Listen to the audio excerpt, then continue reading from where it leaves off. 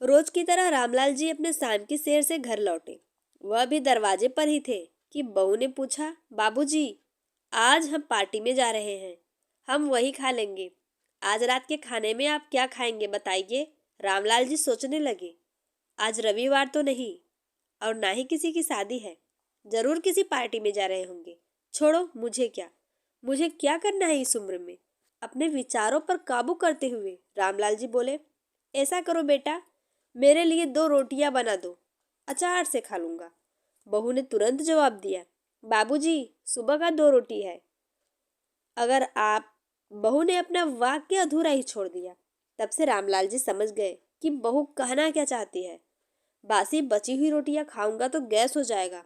सुबह भी बहू ने मसाले वाली सब्जी बनाई थी, जिसकी वजह से अभी तक खट्टी डकार आ रही है। और इस उम्र में पेट को संभालना मतलब किसी बिगड़े हुए बच्चे को संभालने से भी ज्यादा कठिन है। रामलाल जी अपने बहू से बोले, नहीं बेटा, इस उम्र में सुबह की रोटियां नहीं खा सकता। मेरे लिए थोड़ी तकलीफ उठा लो और मेरे लिए 2 रोटियां बना दो। बहुत गुस्से में बड़बड़ाती हुई गई और बोली, अब 2 बनाओ या 10, काम तो उतना ही पड़ता है। आटा गूंथो, रोटियां बनाओ, बर्तन साफ करो, इन्हें क्या है। सिर्फ आर्डर देने का काम है। काम तो मुझे करना ही पड़ेगा। बस दिन रात इनकी सेवा में गुजर जाता है। रामलाल जी के कानों में तक बहू की बड़बड़ाहट सुनाई पड़ रही थी। हे भगवान, सिर्फ 2 रोटियां सेकने को कहा, इतनी तकलीफ। मैंने कोई 5 पकवान तो मांगे नहीं। उन्हें बहुत गुस्सा आ गया, लेकिन गुस्सा वहां किया जाता है जहां कोई सुनने वाला हो। उन्होंने अपना गुस्सा घोट लिया। अब तो उन्हें जितना जल्दी गुस्सा आता चला भी जाता। रामलाल जी को अपने पत्नी की बहुत याद आई। वह अपने पत्नी के जीते जी कभी भी बासी रोटी खाने के लिए दिन नहीं देखे थे, और नहीं तो खाने में वह 10 चीजें और बना देती थी। खाने के साथ मीठा पापड़, अचार, दही, छाछ, सलाद और पता नहीं क्या क्या। रामलाल जी को इतना बुरा लग रहा था। उन्होंने बहू को तुरंत मना कर दिया। बोले, रहने दे बहू, मैं सुबह की रोटी ही खा लूंगा। फिजूल में तुम्हें तकलीफ होगी, और वैसे भी तुम बहुत मुलायम रोटी बनाती हो। कोई नहीं, मुझे चलेगा। मेरी वजह से तुम लोग को देर नहीं होना चाहिए। बहू को तो सोने से पीले मिल गए।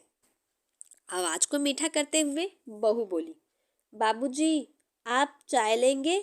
रामलाल जी अपने चाय पीने की इच्छा को दबाते हुए बोले, वैसे कोई खास इच्छा नहीं है चाय पीने की, मगर तुम अपने लिए बना ही रही हो तो मेरे लिए भी थोड़ा बना ही देना। हाँ बाबूजी, मैं अपने लिए भी बनाऊंगी और आपके लिए भी, बोलकर बहू चाय बनाने लगी। बाबूजी खुद से ही बातें करने लगे। अभी तो लाखों की जायदाद है मेरे पास। यह घर भी मेरे नाम पर है और खाते में भी लाखों रुपए पड़े हैं। कभी बेटा विषय निकालता है तो मैं बोलकर टाल देता हूँ कि मेरे बाद सब तेरा ही तो है, सब कुछ। और फिर भी एक कप चाय और ताजी रोटी के लिए तरसना पड़ता है। तो उन बूढ़ों का क्या होता होगा जिनके पास संपत्ति के नाम पर सिवा पुरानी यादों के कुछ भी नहीं होता। अपनी पत्नी को याद करके बाबूजी की आंखों में आंसू भरभरा उठे। आंसू चमकने लगे और धीरे धीरे गला तक आ पहुंचे। बाबूजी सोचने लगे कि जब मेरी पत्नी थी तो मैं घर का कोई काम नहीं किया था। आर्थिक जवाबदारी के अलावा उनकी और कोई जवाबदारी नहीं थी। उनके व्यापार में भी उनका अच्छा साथ दिया था। वह अपनी पत्नी से बहुत प्यार करते थे, लेकिन कभी जताया या बता नहीं पाए।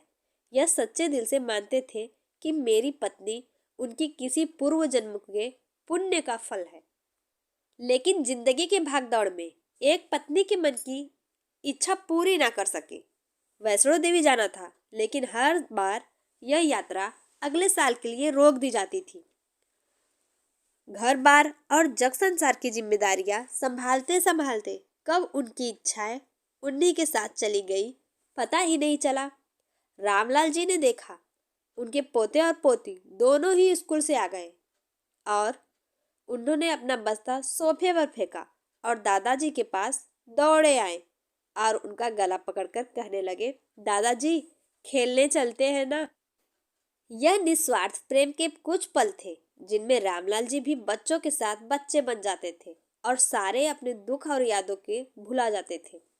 वह कुछ बोल पाते उससे पहले ही बहू ने कहा, चलो छोड़ो दादाजी को, हमें पार्टी में जाना है, जल्दी से आकर तैयार हो जाओ, पापा भी आते ही होंगे। दोनों बच्चे दादाजी को छोड़ मम्मी के पास भागे। उनकी पोती 7 साल की थी और पोता 5 साल का था। रामलाल जी अपनी सोच में डूबे हुए बालकनी की तरफ गए। बालकनी में धीमी ठंडी हवा चल रही थी। बहू उनके लिए चाय बनाकर लेकर आई, बालकनी पर रखी। अपनी कुर्सी पर बैठकर रामलाल जी चाय पीने लगे। पी क्या रहे थे, निगल रहे थे, क्योंकि चाय के नाम पर सिर्फ कम शक्कर वाला गर्म पानी था, ना इलायची ना अदरक। रामलाल जी मन ही मन सोचने लगे, बहू के जाने के बाद आज खुद अपने हाथों से चाय बनाऊंगा, इलायची अदरक और थोड़ी सी ज्यादा शक्कर डालकर, और उनके साथ रोटियां खा लूंगा। रोटियों की याद आते ही उनका मुंह फिर से खट्टा पड़ गया। चाय खत्म होने पर खाली कप लेकर किचन में रखने गए तो वहां देखा कि बहू और बच्चों का कप धुला हुआ पड़ा था। उन्होंने भी अपना कप धोकर रख दिया और अपनी डायरी लेकर बालकनी में आ गए। बालकनी में बैठे बैठे उनकी नजर सूखी हुई तुलसी के पौधे पर गई। उन्होंने एक लोटा पानी लेकर उसमें डाल दिया। कुछ मिनटों बाद ध्यान से देखने पर उन्हें पता चला कि सूखे हुए तुलसी के पौधे में नई कूपले निकल आई है। तो उन्हें याद आया कि मेरी पत्नी हर सुबह तुलसी को पानी और शाम को दिया दिखाती थी। अब तो शाम को ना तुलसी को ना ही भगवान के मंदिर में दिया जलता है। पता नहीं कितने संस्कार, इतनी अच्छी आदतें मेरी पत्नी अपने साथ ले गई। रामलाल जी आसमान की तरफ देखकर बोले, मुझे और इस घर को अभी तुम्हारी जरूरत थी। तुम क्यों हमें छोड़कर चली गई? तुमने मुझे धोखा दिया। तुमने हमेशा साथ रहने का वचन तोड़ दिया। तुम मुझे हमेशा अकेला करके चली गई। रामलाल जी की आंखें भर गई थी। पापा, इतनी ठंडी हवाएं बह रही है और आप है कि बालकनी में बैठे हैं। अंदर आ जाइए, नहीं तो बीमार हो जाएंगे, बेटे ने कहा। बेटा, बहू और पोता पोती सब तैयार होकर पार्टी के लिए निकल ही रहे थे।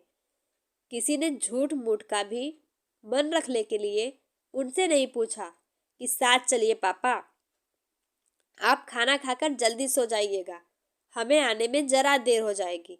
ज्यादा देर तक जागना आपकी सेहत के लिए अच्छा नहीं है। हमारे पास घर की दूसरी चाबी है, हमारी चिंता मत कीजिएगा, बेटे ने जाते हुए कहा। ऐसे बोल रहे हैं जैसे मेरी सेहत की बहुत फिक्र है।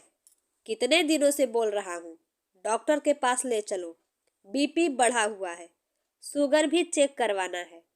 थोड़ा सा भी चलता हूँ तो हांफने लगता हूँ। बेटा कहता है कि बुढ़ापा में यह सब तो होता ही है, ज्यादा भ्रम मत पालिए। वह बेटा, बूढ़े बाप के पास बैठने के लिए थोड़ा सा भी टाइम नहीं है तेरे पास, और पार्टी के लिए टाइम ही टाइम है। ऐसे अनगिनत विचार उनके दिमाग में चली रही थी, लेकिन फिर भी उन्होंने हाँ में सिर हिलाया। सभी पार्टी में चले गए। बाबूजी हाल में रखे कुर्सी पर आकर बैठ गए। खाने की कोई इच्छा नहीं थी, इसीलिए टीवी चालू की। आज वैलेंटाइन डे था, प्यार का दिन। टीवी पर उसी के बारे में दिखा था। रामलाल जी की नजर पास में रखी अपनी पत्नी पर गई, जिसने लाल कलर की साड़ी पहन रखी थी। प्यार तो उन्होंने भी खूब किया अपनी पत्नी से, पूरी जिंदगी किया था, जी जान से किया था, लेकिन कभी बोल नहीं पाए। टीवी पर दिखा रहे थे, लोगों ने लाल कपड़े पहन रखे थे। यही सब देखते हुए पता ना बाबूजी के मन में ऐसा क्या आया। उन्होंने अपने पैसों का बंटवा लिया और निकल पड़े अपनी पत्नी की याद में। चलते चलते वह एक आइसक्रीम पार्लर के पास पहुंचे। उन्होंने श्वास चढ़ गया था, उनके श्वास की गति तेज हो गई थी। आइसक्रीम पार्लर के पास एक कुर्सी पर वह आकर बैठे, तभी वहां एक छोटी सी बच्ची आई जो गुब्बारे बेच रही थी। बच्ची बोली, दादाजी गुब्बारे लोगे क्या? इतने ही बचे हैं, बिक जाएंगे तो घर जल्दी जाऊंगी। रामलाल जी ने देखा 10-12 रंग के बिरंगे गुब्बारे थे। उन्हें याद आया कि मेरी पत्नी को गुब्बारे बहुत पसंद थे, लेकिन अब उन गुब्बारों का क्या करूं? उन्हें बच्चे की आंख में सच्चाई और आशा दिखी। उन्होंने 200 दिए और सारे गुब्बारे खरीद ली। उन्हें फिर से अपनी पत्नी की याद आई, क्योंकि वह भी घर से निकलते समय हमेशा थोड़े एक्स्ट्रा पैसे लेकर निकलती थी और किसी न किसी जरूरतमंद की मदद जरूर किया करती थी। और जब वो थे तो वो कहती थी, यह हाथ में गुब्बारे लेने वालों नहीं, देने वालों में खड़ा किया है। और थोड़े से रुपयों के बदले में लाखों की दुआएं मिलती है। तो मुझे टोका मत कीजिए। आंखों में आंसू के साथ रामलाल जी खड़े हुए। रास्ते के बीचों बीच आए उन्होंने आसमान की तरफ देखा, अपने हाथों में पकड़े गुब्बारे आसमान में छोड़ दिए और चिल्लाकर बोले, मैं तुमसे प्यार करता हूँ। उनके सांसों की गति बढ़ गई और उनका शरीर लड़खड़ाया और जमीन पर धड़ाम से गिर पड़े। आसपास के लोगों को कुछ पता चलता उससे पहले ही रामलाल जी ने इस मोह माया की दुनिया को अलविदा कह दिया। उन्हें अपनी पत्नी से मिलने की बहुत जल्दी थी। यह कहानी सीधे आपके दिल में उतर गई होगी। आपसे एक ही गुजारिश है, अगर आपके घर में कोई बुजुर्ग हो तो उनको बहुत प्यार और सम्मान दे और उनका ख्याल रखे, क्योंकि वह इसी प्यार और सम्मान के हकदार है। Thank you.